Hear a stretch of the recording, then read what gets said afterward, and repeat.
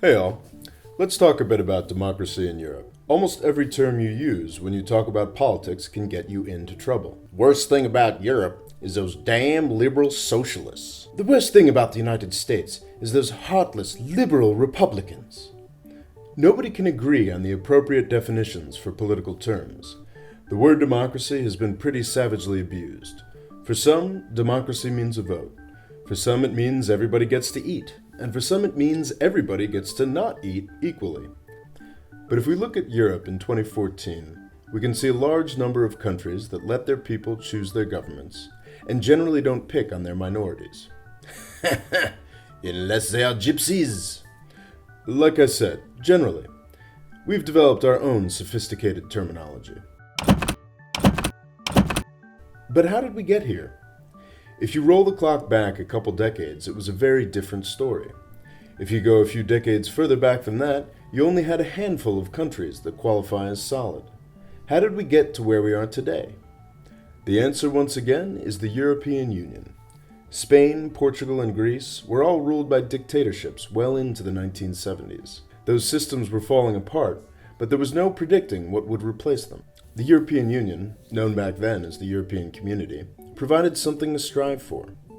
You see, when Europe lets a new country in, they don't just give them free trade. The EU also commits to helping out the less developed regions in that new country. Membership also requires a certain level of governmental sophistication. Spain, Portugal, and Greece consolidated their democracies and were admitted to what became the European Union in the 1980s. The EU and its programs are expensive, complicated, and too often hurt the autonomy and responsiveness of individual governments. But you know what's a hell of a lot worse?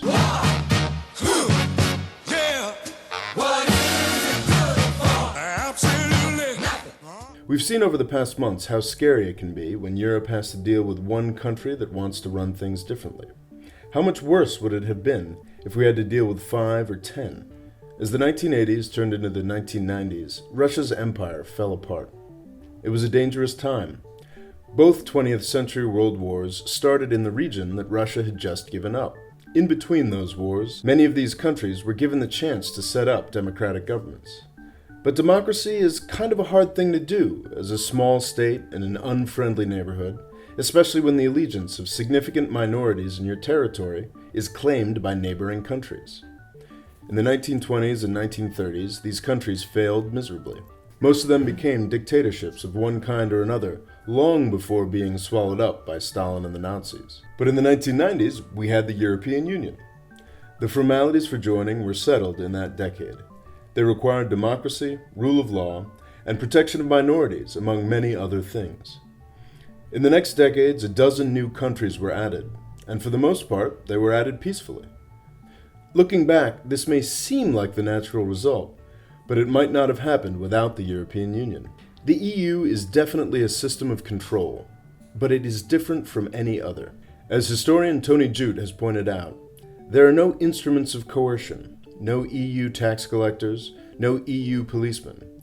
The European Union thus represents an unusual compromise, international governance undertaken by national governments. For the first time in history, Europe is at peace and mostly in agreement about how it should be run. It's a bit boring, but it's also an extraordinary accomplishment. We should not let it slip away. Thanks for watching. Please subscribe.